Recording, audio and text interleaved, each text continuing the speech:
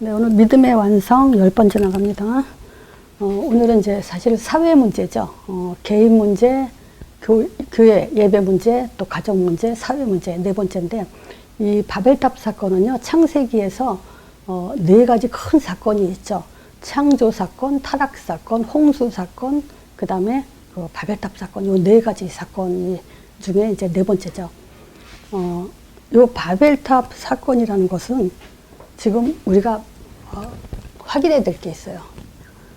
이 바벨탑을 쌓은 사람들, 이 사람들이 누가 쌓았냐? 그리고 왜 쌓았냐? 이거를 우리가 알아야 되죠. 자, 누가 쌓았죠? 노아 후손들이요. 자녀들이죠. 누구예요? 셈, 함, 야벳. 그러니까 노아 홍수 속에서 살아남은 자들이에요. 이 사람들이 바벨탑을 썼어요. 자, 여기서 이 바벨탑을 싼 근본적인 원인 책임이 누구한테 있냐? 노아한테 있어요. 자, 창세기 9장에 보면요. 이제 7장에 이제 6장이 그 가정, 그 결혼, 이 사건이 벌어지죠. 그러니까 땅에 사람들이 번성할 때 하나님이 사람의 딸들이 이제 땅에 번성할 때 하나님의 아들들이 사람의 딸들을 보고 자기 모양 좋은 대로 이제 아내를 삼는지라 결혼을 그렇게 선택하죠. 그것 때문에 이제 네피림 시대가 일어나고 죄악의 광영, 땅에 이제 관영 꽉 참으로 인해서 드디어 하나님이 그냥 심판을 내려버린 게 이제 홍수 사건이에요. 그 홍수 사건을 통해서 8명의 가족이 살아남았죠. 근데 이 노아 자녀들이 그 바벨탑을 쌓아요. 자, 근데 창세기 9장에 보면요. 노아가, 왜 노아 책임이라고 하냐? 노아가 언약을 놓쳐요. 노아는요, 이제 유일하게 방주에서 살아남은 언약의 이제 족보에 들어가는 사람이죠. 근데 노아가 농업을 시작을 해요. 그러니까 노아는 농업을 하면 안 되죠. 왜냐? 예배, 하나님의 언약의 줄기에서 피예배를 지켜나가야 될 사람이죠. 근데 이 사람이 그 농업, 포도나무를 심어서 포도를 이제 열매를 키우다 보니까 포도주를 먹고 취한 사건, 여러분들도 다 잘 아시죠? 그 벗어서 이제 성막에 이제 누워있는 것을 이제 셈, 함, 야벳, 그 중에서 함이 먼저 보고 이제 형제들한테 가서 얘기를 하죠. 그걸로 인해서 셈은 이제 그 하나님을 찬양하는 그런 자녀. 왜냐면 셈과 야벳은 뒷걸음질 쳐가지고 아버지의 수치를 보질 않았어요. 이제 그거를 이제 듣고 노아가 셈은 이제 하나님을 찬양하는 그런 후손, 언약의 후손으로 되고요. 야벳은 창대하게 하고 함은 형제들의 노예 중에 노예가 된다고 그래야죠. 그래서 이제 즉 언약을 놓침으로 인해서 농업을 함으로 인해서 자녀들이 이제 저주를 받죠. 물론 이제 셈은 언약의 줄기를 하나님은 버리지 않으시기 때문에 이어가시죠. 자, 그러니까 보세요. 노아가 농업을 함으로 인해서 그 농업 때문에 자기가 수치를 당하는 일을 당하죠. 결국 자기가 하는 일로 언약 놓치고 나면 자기가 하는 일로 자기가 당하게 돼 있죠. 자, 두 번째, 왜 쌓았냐?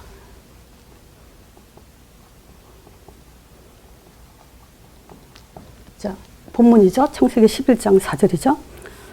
지금 시나이 평지에 이 사람들이 언어가 하나로 돼서 이제 뭘 걱정을 하면서 이 바벨탑을 쌓기 시작하냐면요. 성과 대를 하늘에 닿게 하자 그래요. 근데 이제 그 1절에 보면요. 온 땅의 구음이 하나, 그러니까 언어가 하나죠. 근데 2절에 보면요. 그들이 이제 동방으로 옮겨가다가 시날 평지를 만나 거기에 거하니, 그래서 동방으로 옮겨갔다는 것은 하나님과의 거리가 더 멀어지는 쪽으로 갔다는 거예요. 그 예를 들어서 에덴 동산이나 성막 이런 데는 그 문이 동쪽으로 나 있어요.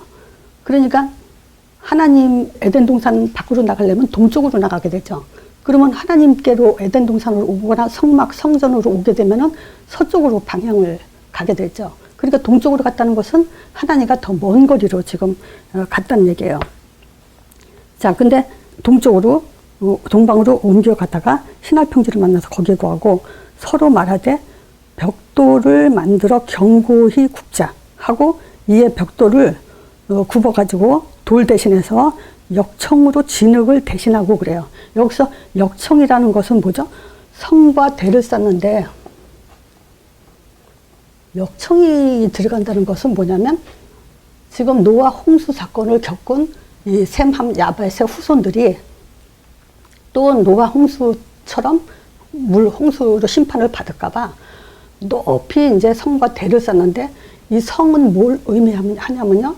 우리가 이렇게 성전, 성읍, 이렇게 얘기하죠. 그러니까 성을 쌓는다는 것은 그 동네를 지키기 위해서 적군들부터 이렇게 쳐들어오는 것을 막기 위해서 성을 쌓는 것과 마찬가지로 그거는 뭐냐면요.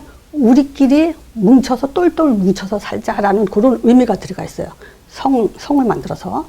그리고 대를 쌓는다는 것은 높이 쌓는데 역청으로 이렇게 한다는 것은 이제 비가 오고 홍수가 왔을 때 방주처럼 우리가 자기네들이 이렇게 구원을 받을 그런 이제 생각을 하고 이제 성과 대를 쌓자는 거죠. 자, 그리고 우리 이름을 내고 그러죠.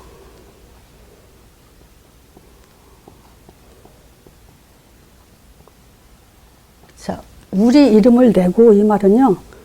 이름을 만든다라는 거예요. 자, 이름을 만든다, 짓는다. 이 말은 뭐냐면 다스린다는 말과 같아요. 자, 그래서 예를 들자면요. 창세기 1장 28절에 그러죠. 하나님이 27절에는 자기 형상대로 사람을 창조할 남자와 여자를 창조하시죠.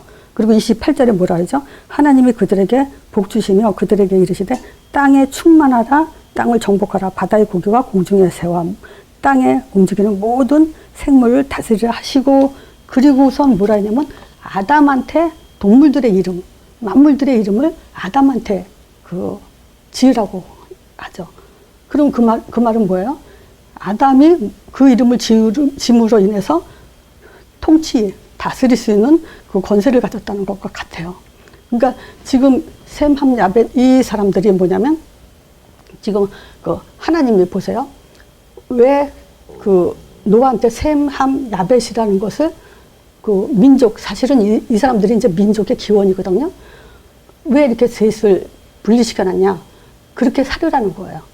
근데 성과 대를 쌓는다는 것은 그렇게 분리하지 않고 같이 산다는 얘기죠. 그러면 같이 산다는 얘기는 뭐냐면 창세기 지금 6장 1절에서 3절 이거와 똑같아요. 뭐냐?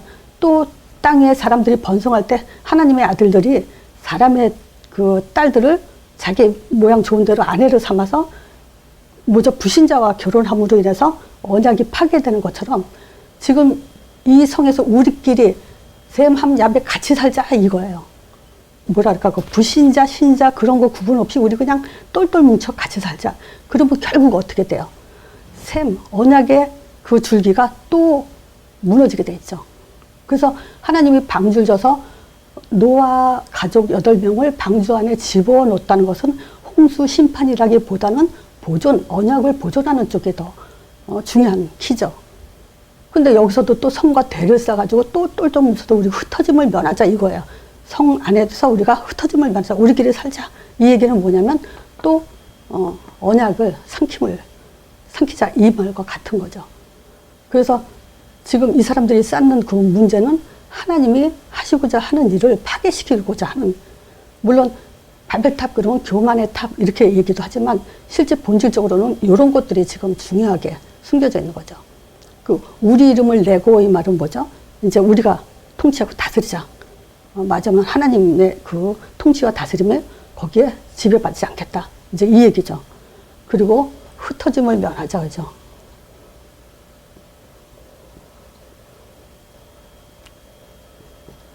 자, 그러니까 결국 그거예요. 창세기 1장 28절 이걸 받아가겠다는 거야. 그러니까 창조 목적을 파괴시키겠다. 요게 숨겨져 있는 거죠. 자, 우리가 봅시다.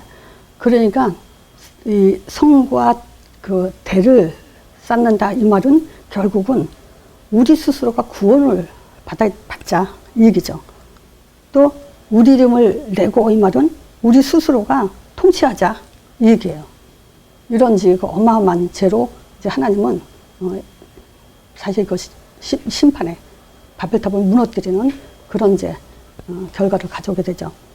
그래서 왜 지금 노아의 자녀들 셈, 함, 야벳이 또 이렇게 바벨탑을 쌓는 문제가 생기냐.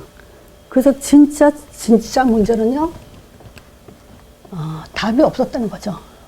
답 없는 문제죠. 답이 없다는 게 뭡니까? 하나님도 모르고, 하나님이 하신 일도 모르고, 또 왜 살고 어디로 가는지, 우리가 무엇 때문에 살고 무엇을 하다 어디로 가는지 인생 방향을 모르는 거예요.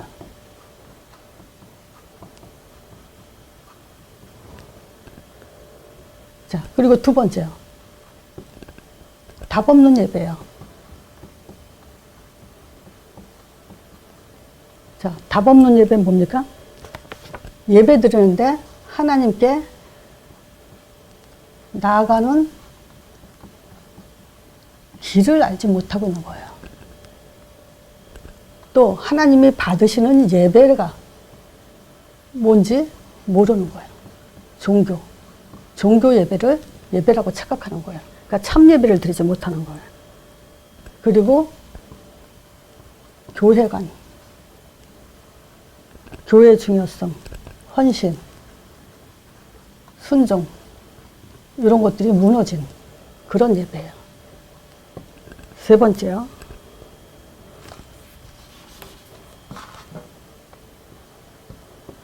답 없는 가정이요. 가정이요. 언약 전달할수록 세워진 거예요. 이 가정에 언약이 없어요. 자녀들이 개인화가 안 돼 있어요. 그러니까 결혼이 실패하죠. 불신자 결혼. 그러니까 노아의 가정은요. 그 자녀들은 노아가 훈련을 시켰어야 돼요. 무슨 훈련을 시켜야 되냐.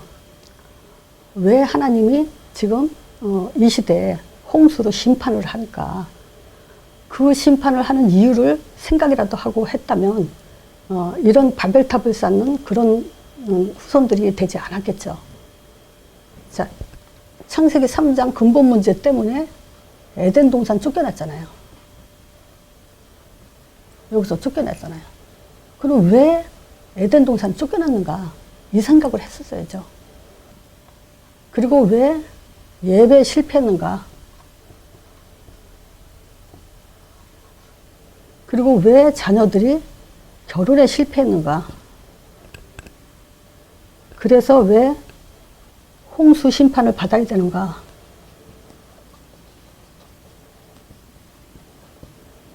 이 부분에 생각만 했더라면 노아 후손들이 바벨탑을 쌓지 않았겠죠. 지금 우리도 마찬가지예요. 우리가 진짜 문제가 뭔지 알아야 돼요. 우리가 지금 보이는 문제, 물론 스트레스 받고 열받을 때도 있고 짜증날 때도 있지만 그거는 진짜 문제가 아니고 지나가는 문제예요. 진짜 문제는 이 세상에 우리가 살아가면서 답이 없는 거, 그리고 답 없는 예배, 실패하는 예배, 그리고 답 없는 가정, 후대가 무너지는 가정, 이런 것들이 지금 심각한 거죠. 그래서 바벨탑은요, 인간이 하나님께 도전하는 행위죠.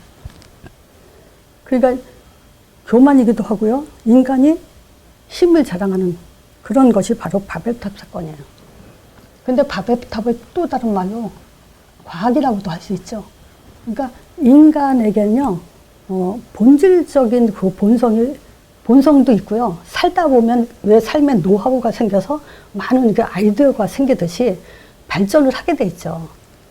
근데 이 과학이라는 것은 어느 시대에 과학이라는 것이 드러나면서 더 빠른 그 첨단 과학 시대를 달려가는 그런 지금 무서운 정도로 이 과학이 세상을 지배하고 있다고 봐도 틀린 말이 아니죠. 과학은 뭡니까? 결국 한마디로 말하면 인간의 삶을 윤택하게 하겠다는 건데, 저는 과학에 대한 정의를 한번 해봤어요. 과학은 뭐냐? 인간의 머리로 하나님처럼 돼보겠다는 거예요. 인간의 머리로 하나님처럼 살려는 노력이라고 할 수 있어요. 또 어떤 면에서는 결국은 뭐냐? 이 과학은 무너질 거예요. 어차피 무너진다고 했어요. 말라기서 1장 4절에 했죠. 하나님이 뭐라냐면 내가 야곱은 사랑하고 에서를 미워했다 그래요. 그러니까 하나님은 미워할 자가 있고 다 사랑하는 게 아니에요. 사랑하는 자가 있어요. 그 기준이 뭐냐면 언약이죠. 말씀 언약을 줄기를 타는 사람. 그 얘기예요. 사람을 어떤 면에서 뭐 싫고 좋고가 아니죠. 그러면 보세요. 이 에서, 즉 에돔, 에서의 후손이 에돔이죠. 이 에돔에게, 에돔이 그러죠. 지금 이 황폐한 것이 너무 많은데 그래도 또 우리는 다시 쌓자. 그렇지만 하나님은 또 뭐라 하죠? 너희들이 아무리 쌓아도 나는 무너뜨릴 거다. 바벨탑을 무너뜨릴 것처럼 언약 밖에 있는 사람들의 모든 노력은요, 결국은 100% 다 무너지게 돼 있어요. 하나님은 그걸 허락하지 않아요. 또 과학과 견주어서 굉장히 인간을 발전시키는 것이 뭐냐면 철학, 학문이죠. 이것 또한 굉장한 교만이죠. 인간의 머리로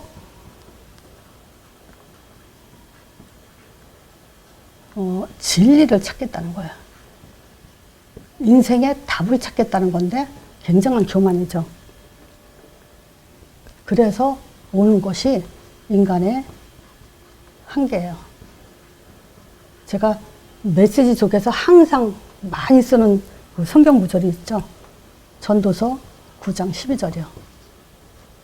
대저 사람은 자기 시기를 알지 못한다 그랬죠. 물고기가 재앙의 그물에 걸리고 새가 울무에 걸린 같이 인생도 재앙의 날이 호련히 임하면 거기에 걸리게 되겠다고요. 자, 그래서 아무리 과학이 발전이 돼도요, 이 영적 문제는 어느 날 호련히 임했다. 피할 수 없죠. 성령이 내두되지 않는 모든 사람들에게는요, 어느 날 호련히 영적 문제가 당하면 거기에 걸리게 돼 있어요. 영적 문제 뭘까요? 요즘 보면 그 확인이 많이 되죠. 연예인들이 무속인이 된 사람들이 있어요. 근데 이 사람들이 이거 하고 싶어서 할까요? 싫다고 고백하죠. 근데 어쩔 수 없이 한다고 얘기를 하죠. 이거 무속인 귀신 들린 거예요. 이 무속인들은 다른 인격체가 들어가서 자기 정신을 말살시키지는 않았어요. 자기 정신이 있으면서도 귀신이 들어가서 이러쿵저러쿵 사람들의 앞날, 과거 이런 것들을 얘기해주고 어쩌고저쩌고 이제 얘기함으로 인해서 일반 사람과 다른 그 티가 나죠. 자, 그리고 뭐냐면 귀신 들린 사람이요. 이런 사람은 다른 인격체가 들어가서 자기 인격은 없어요. 그냥 막 난리 치는 사람들 있죠. 이런 거 분명히 있잖아요. 그래서 내가 이래요. 귀신 봤냐 못 봤냐 이러고 물어보면 못 봤다 그러죠. 이런 거 보면 귀신 본 거예요. 또 환청을 듣는 사람이 있어요. 또 뭔가에 시달리는 사람이 있어요. 자살 이런 것은 영적 문제예요. 제정신 멀쩡한 사람이 자살할 수 없죠. 뭔가 씌었으니까 자살을 하죠. 이런 영적 문제와 또 정신 문제 피할 수 없죠. 정신 문제 뭐냐? 어느 날 어떤 사건을 통해서 충격을 받으면요,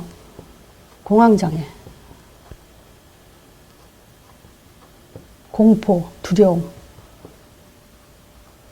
이런 것들이 오죠.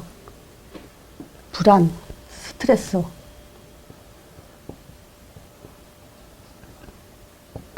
뭐 우울증, 조울증 이런 거요. 특히 공허요. 과학이 아무리 발달돼서 인간의 삶이 윤택하게 행복하고 편안한 삶을 만들어준다 하더라도 인간의 마음의 공허함은 채워줄 수 없어요. 근데 이 공허도 굉장히 무서워요. 만족이 안 되고 뭔가 이 공허 때문에 두려움과 뭐 불면증 이런 것까지 다 오게 돼 있어요. 이 정신 문제로 인해서 오는 것이 육신 문제죠. 자, 스트레스 많이 받아보세요. 입맛 없어요. 어느 날 갑자기 닥친 사고, 또 어느 날 진단받은 불치병, 또 이름 모를 병 많아요. 또 무기력, 중독, 뭐 거식증, 자기네들이 원해서 오는 문제들이 아니죠, 이게. 근데 어쨌든 하나님 떠난 사람들에게 피할 수 없는 문제예요, 이거는. 이것이 자녀들에게도 영향을 주죠. 이 자녀들은 부모 영향을 가장 많이 받고요. 환경도 영향을 받죠. 그럼 자녀들의 그 정신 상태, 영적 상태가 어때질지는 이제 안 봐도 이런 흐름 속에서 반복될 거예요. 자, 그래서 우리의 영적 상태, 즉 답을 모르면, 이 답이 없으면요,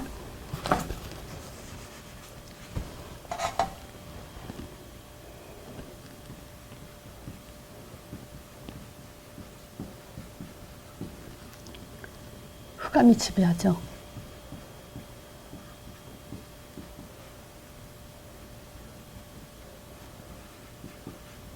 사단한테 뭐 영적으로 이제 묶여 살죠. 창세기 6장 5절이요. 답을 모르면요, 하나님이 창세기 6장 5절에 이런 얘기를 해요. 지금 이 땅에 사람들의 죄악이 세상에 꽉 찼다는데요. 그 마음의 생각과 모든 계획이 항상 악할 뿐임을 보시고 그래요. 근데 이 말이 착한 사람들한테도 해당돼요. 제가 예를 들어서 이런 말 한 적이 있어요. 자, 어떤 사람이 불교 신자예요. 또 어떤 사람은 천주교 다니고, 어떤 사람은 기독교. 근데 이 불교와 천주교에 있는 사람들은 굉장히 인격적이고 착하고 사람의 도리, 경우 진짜 본이 될 정도로 너무 좋아요. 근데 기독교인은 조금 부족해요. 남들이 봐도 아이, 저 사람 하나님 믿는다며 교회 다니면서 왜 저러지? 이렇게 지금 칭찬받지 못하는 사람이에요. 그러면 불신자들이 봤을 때 어느 종교를 택할까요? 이 사람들이에요. 착하고 인격적이고 경호 바른 사람들이 결국은 남들이 봤을 때도 이 사람들한테 따라갈 수 있을 정도로 미혹을 당하죠. 그럼 결국 이 착한 사람들이 무슨 짓을 하고 있을까요? 구원을 못 받게 하는 짓을 하고 있는 거잖아요. 아무리 착해도. 그러니까 답을 모르면요, 이 세상에 아무리 착하게 살고 성공적으로 살고 뭐 헌신봉사 다 한다 하더라도요, 그 사람들의 모든 생각과 마음의 모든 계획이 항상 악하다고 성경은 말하고 있어요. 자, 첫 번째, 하나님을 알지 못하면 아무리 착해도 흑암이 지배한다, 이 얘기예요. 또 피의 의미를 모르면, 시편 91편이죠. 여기 이런 얘기가 있어요. 새 사냥꾼의 올무에서, 극한 연병에서 너희를 건져줄 거다, 이 얘기를 해요. 누구에게? 피의 의미, 하나님의 이름을 아는 자에게. 자, 그러면 보세요. 피의 의미를 모른다는 것은 새 사냥꾼의 올무 극한 연병에서 여기서 보호를 받지 못한다는 거죠. 자, 세 번째. 부활의 의미를 모르면 헛된 신앙생활이에요. 고린도전서 15장의 부활절이죠. 헛된 믿음, 헛된 신앙생활을 하게 돼요. 자, 네 번째. 하나님의 이름을 모르면 사단이 역사한 건지 성령이 역사한 건지 이거 구분 못하죠. 기독교인들 많이 저는 봐요. 자기네들이 신앙생활 하면서 어떤 체험을 하는데 그게 사단이 한 건지 성령이 한 건지 모르더라고요. 그 결국 어디서 문제입니까? 하나님 이름 모르면 혼란스러울 수밖에 없죠. 그러니까 이것은 하나님의 이름은요, 영적 사실을 확인하는 답이에요. 다섯 번째요. 사도행전 1장 8절 물으면요, 내 인생이 어디로 가는지 몰라요. 알 수 없어요. 왜 살다가 어디로 가는지.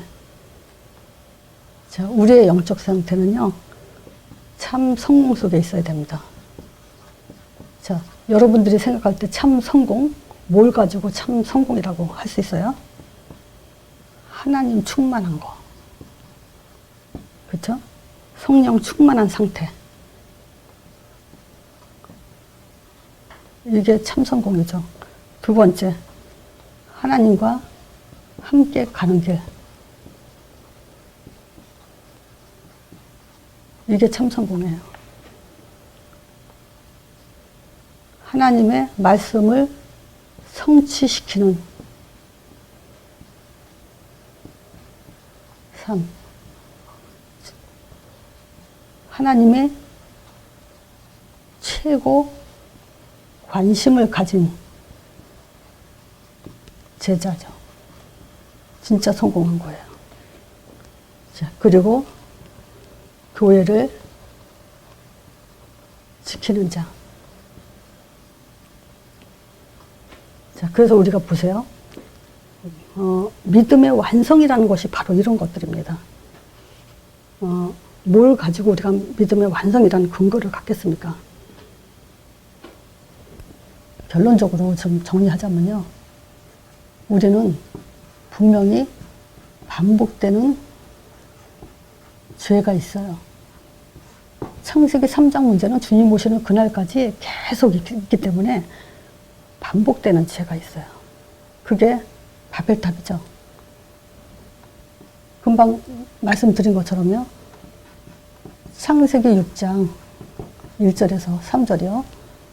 지금 땅 위에 사람들이 번성할 때 하나님의 아들들이 사람의 딸들 자기 모양 좋은 대로 결혼을 선택하고 아내를 삼는다. 이 말은 뭐냐면요.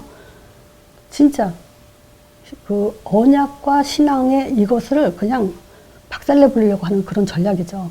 이것이 지금 바벨탑 사건에도 그대로 또 진행되고 있는 거예요. 근데 보세요. 과학이 발달되면 될수록요. 이거는 그렇게 계속 가게 돼 있어요. 자, 창세기 11장. 반복되고 있어요. 두 번째, 우리 이름을 내고 하나님의 이름을 망령되이 이끌고 있어요. 자, 이거는 뭐냐? 지금 그 통치자, 다스리고 지키는 자를 뒤바꾼다는 거예요. 인간이 하겠다는 거예요. 인간이 통치하겠다는 거. 자, 그리고요, 땅 끝까지 요거를 지금 파괴시키고 있는 거예요. 흩어짐을 면하자. 이 말은 창세기 1장 28절이잖아요. 사도행전 1장 8절. 요거를 지금 파괴시키겠다는 거예요. 그러니까 보세요. 결국 요거는 믿음의 완성 속에 들어가지 못하게 하는 그런 문제죠. 자, 그래서 이 바벨탑 사건 요걸 가지고 우리가 또 지금도 우리 자신이 먼저 점검을 하는 게 좋겠어요. 진짜 문제, 내가 정말 답을 가지고 진짜 참된 예배 속에서 정말 언약의 가정을 이끌어 가는지, 우리 자녀들의 영적 상태는 어떤지, 정말 결국은 우리가 아무리 좋은 곳, 성공, 또 좋은 학교, 그런 곳을 향해서 간다 할지라도 반드시 다가오는 그 문제, 인간의 한계의 문제는요, 피할 수가 없어요. 여기 이 문제 속에서도 담대하게, 강건하게 이겨낼 수 있는 그런 이제 가정을 꾸려나가야 됩니다. 자녀들을 키우고. 그래서 개인화가 진짜 중요해요. 그래서 한 주간도 또, 우리가 믿음의 완성 10번째 바벨탑 사건을 가지고 또 한번 우리 자신을 생각해보는, 또 우리 자녀들을 또 생각해보는 그런 시간을 갖기 바랍니다.